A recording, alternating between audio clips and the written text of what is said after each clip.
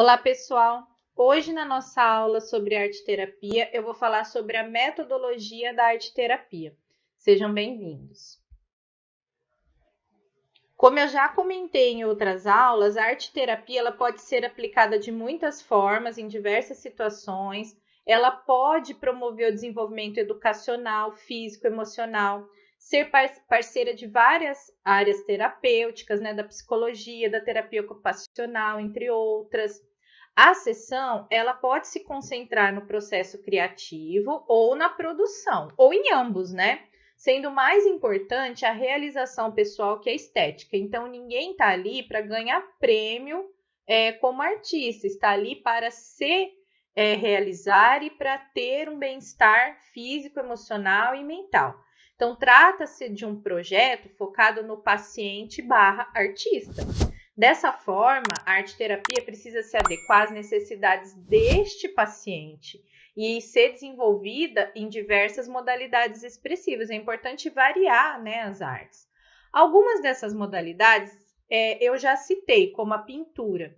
Nessa modalidade de terapia, o pintar deve ser algo espontâneo, tá? Representando sentimentos e pensamentos. A pintura é uma arte que contribui para a consciência e para a autopercepção de si, ajudando a desarquivar os conteúdos do inconsciente. Então, já falei disso, né, que o inconsciente ele guarda arquivos inacessíveis, né, voluntariamente. A gente precisa recorrer a outras estratégias para buscar esses arquivos.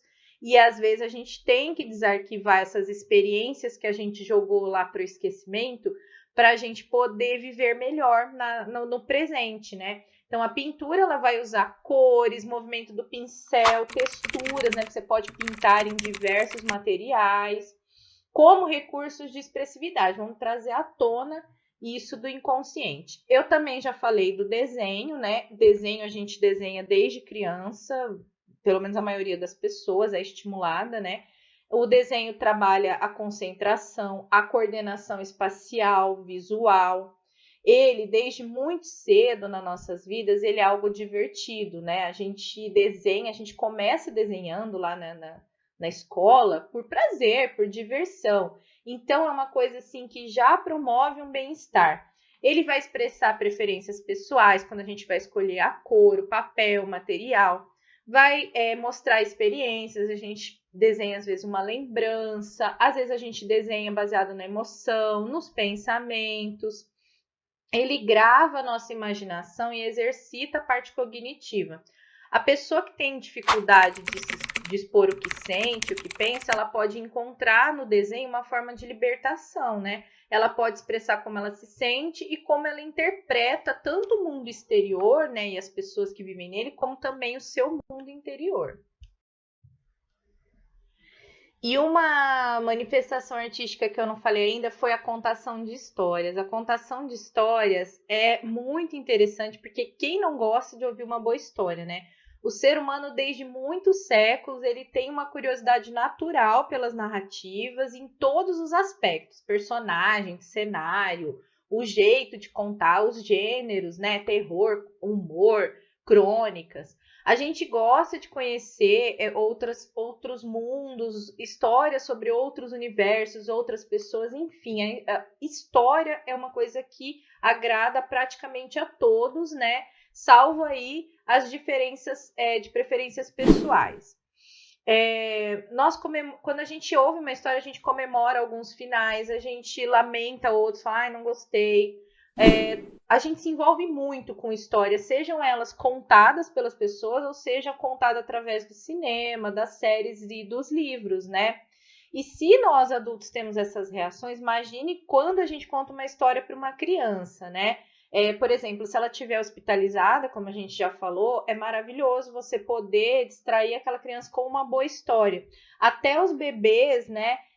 A atenção, a curiosidade que eles demonstram pelas narrativas orais, geralmente iniciadas pelos pais ou outros familiares, é impressionante. Saber ler uma boa história, saber contar uma boa história é importante não só para entreter e para emocionar as pessoas, mas também para o desenvolvimento, né? Principalmente das crianças.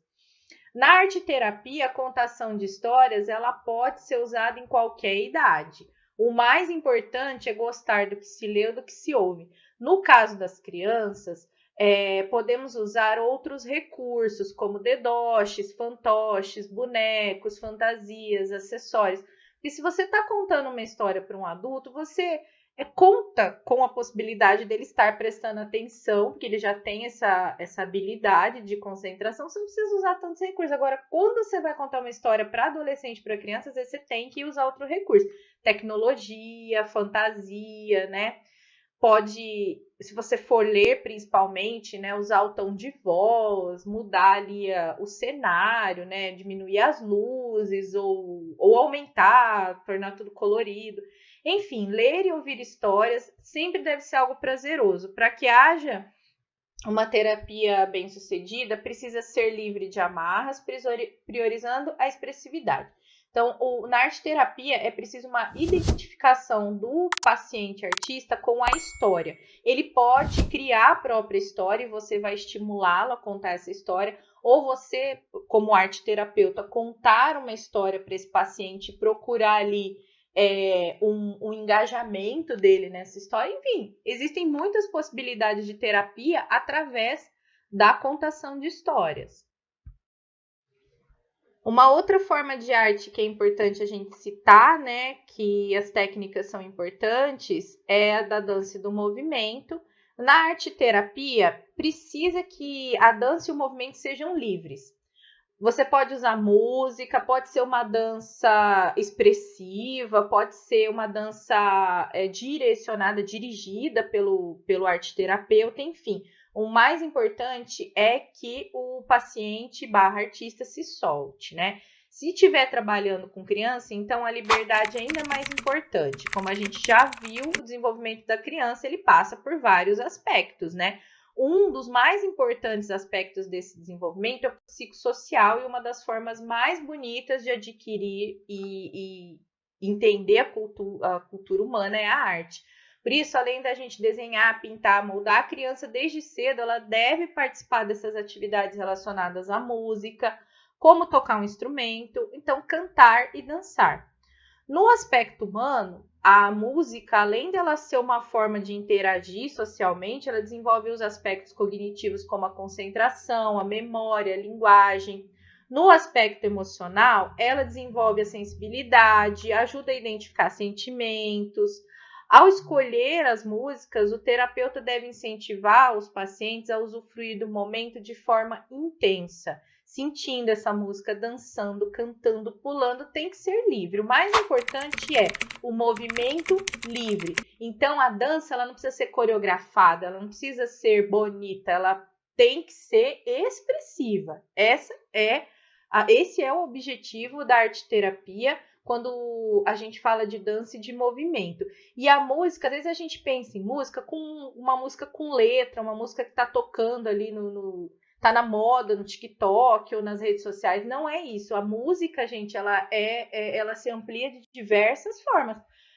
Pode ser só uma música instrumental, né? Pode ser só uma percussão tocando, né? Algumas batidas para você fazer a pessoa se soltar.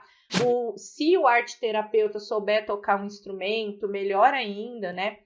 A dança e o movimento vão ajudar a desenvolver a linguagem e a expressividade, porque dança e movimento também são uma forma de linguagem, né? Então, ajuda-se a pessoa a se identificar, se sentir naqueles ritmos, soltar o corpo. Nas sessões, o terapeuta pode usar também objetos para marcar o compasso musical, né? Então, você pode dar um chocalho, alguma coisa, ele tem que ser divertido. Olá, peço desculpas por interromper sua aula por um breve momento, mas tenho algo importante e vantajoso para compartilhar com você. Se você está gostando desta aula, tenho uma ótima notícia. Agora você pode levar sua experiência de aprendizado para o próximo nível fazendo sua matrícula em nosso site. Ao se matricular, você terá acesso exclusivo a uma série de benefícios. Primeiro, você pode baixar a apostila completa do curso em PDF, perfeita para acompanhar as aulas e revisar o conteúdo sempre que precisar.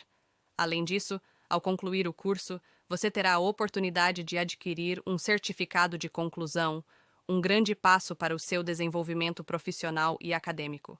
E sabe o que mais? Ao assistir às aulas diretamente em nosso site, você terá uma experiência de aprendizado sem interrupções ou propagandas. Isso significa mais foco e eficiência no seu estudo. Então, não perca essa chance. Clique no link na descrição deste vídeo ou visite nosso site para se matricular agora mesmo. É rápido, fácil e vai transformar a maneira como você aprende. Agora, vamos voltar à aula. Obrigado por sua atenção e nos vemos no site. Tem que ser divertido, tem que fazer com que a pessoa se solte. A literatura, ela é uma expressão de subjetividade. Quando a gente lê, a gente acessa essa subjetividade e relaciona com a nossa própria subjetividade. Então, o ser humano ele consegue a identificação com sentimentos presentes na história que lê. Por isso que os clássicos da literatura eles são universais e atemporais, porque em qualquer parte do mundo, em qualquer momento, eles transmitem algo que sempre fará parte do universo humano. A gente precisa escolher as nossas leituras, né? Então, numa sessão de arte-terapia, você pode ter vários livros disponíveis, mas é o paciente que vai escolher, porque a própria escolha já é um sinal do aspecto emocional, mental dele, talvez não dele como um todo, mas naquele momento que ele escolhe. Tanto que a gente, às vezes, escolhe livros, leituras, de acordo também com o nosso emocional. Né? Hoje eu vou ler uma crônica curtinha, rapidinha. Não, hoje eu só vou ler um textozinho aqui na internet. Não, hoje eu vou pegar aquele livro que eu li há muitos anos, porque às vezes está buscando uma emoção, né? Ali inconscientemente você está buscando reviver alguma coisa. Enfim, é uma expressão de subjetividade. Subjetividade é o quê? É tudo que acontece no nosso mundo interior, né? Então, um dos recursos mais importantes para expressar essa subjetividade, imprimir universalidade na literatura, é a linguagem.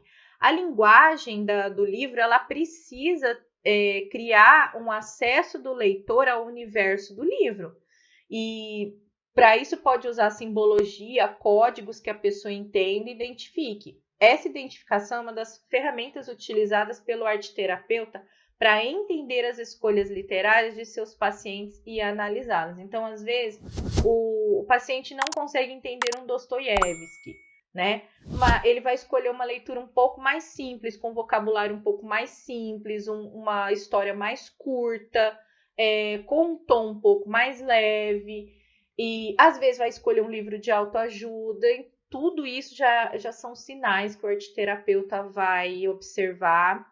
É interessante que a pessoa leve o livro para casa, traga as impressões, né, que está tendo daquele livro.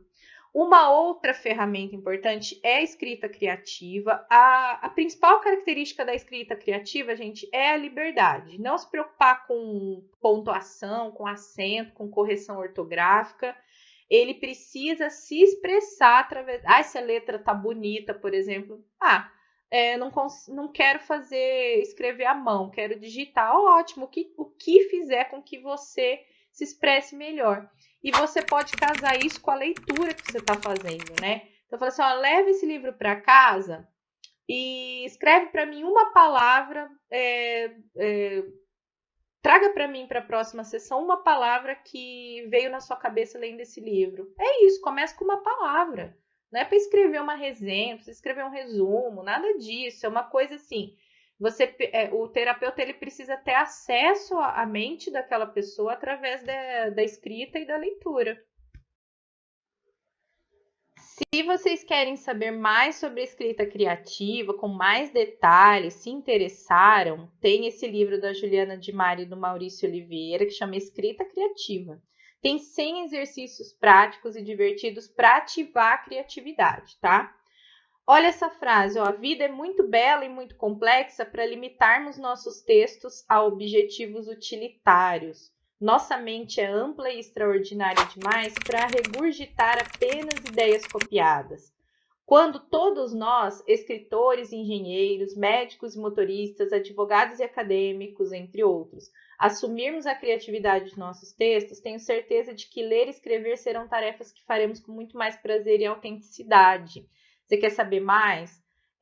O que é escrita criativa e o que é escrita criativa e por que vale a pena explorá-la?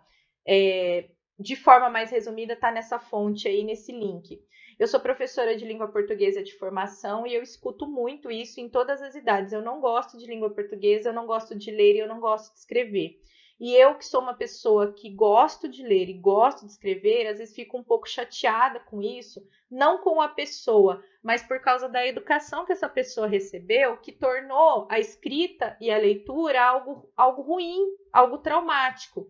Isso é muito triste, porque o livro, a literatura, eles são bons companheiros para a gente, eles são uma forma de lazer muito importante, muito interessante. E escrever não deveria ser algo complicado, escrever deveria ser algo prazeroso para todo mundo, como é para mim. Mas por que as pessoas muitas vezes não gostam? Porque elas ficam preocupadas com isso, com a letra, com os erros de ortografia. E o próprio professor de língua portuguesa, muitas vezes, se foca muito nisso.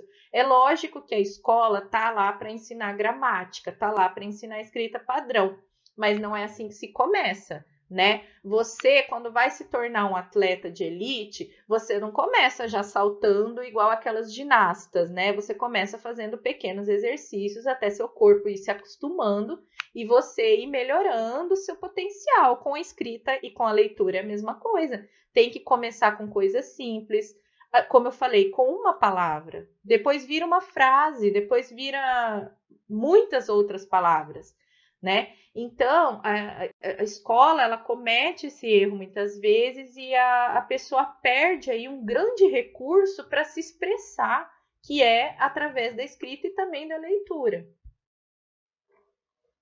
Então, atualmente, a leitura está sendo utilizada como terapia por muitos profissionais, não só em arte-terapia, né? Em hospitais, existem voluntários que fazem leitura em grupo ou mesmo individual para cada paciente.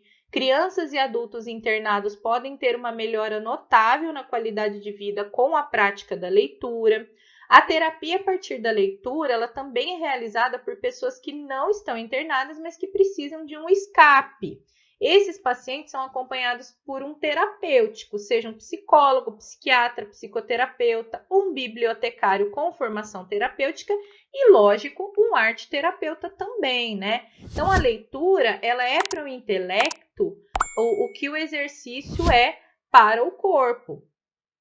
Eu peguei esse trecho do blog de Bem com a Leitura, que é um blog que eu recomendo, gente. Então, muitas pessoas dizem, eu gosto de ler, me sinto um pouco perdida. Procure esse blog de Bem com a Leitura, que lá tem muitas dicas, como eu falei, para começar assim, né? Passos pequenos, pequenas ações que vão fazer você tomar um gosto necessário para a leitura, porque eu acho que a leitura é uma grande terapia mesmo, né? Por que ela é importante? Ela solta a sua imaginação, vocês veem aí no quadro, né, do Educar para Crescer. Solta a sua imaginação, estimula a sua criatividade, aumenta seu vocabulário, facilita a escrita. Eu sempre digo isso para os meus alunos, quem não lê, não escreve. Para você escrever, você tem que ter repertório, então tem que ler. E quando a gente fala em ler, não estou falando dos clássicos só, não, né?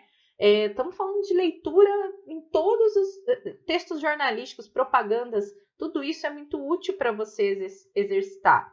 Simplifica a compreensão das coisas, lógico que melhora o aspecto cognitivo, né? Ajuda na vida profissional, melhora a comunicação com os outros, amplia seu conhecimento geral e liga seu senso crítico na tomada. Então, você começa a ter argumentos melhores quando você lê, né? E, claro, a leitura se desenvolve muito mais quando você gosta do que está lendo. Então, procure sempre ler coisas que te agradam, não só as coisas necessárias, né? Mas porque te agradam também. E aí, tudo bem? Estou passando apenas para deixar um recado bem rápido para você que acabou de ver essa aula e que gostaria de assistir a todas as aulas desse curso.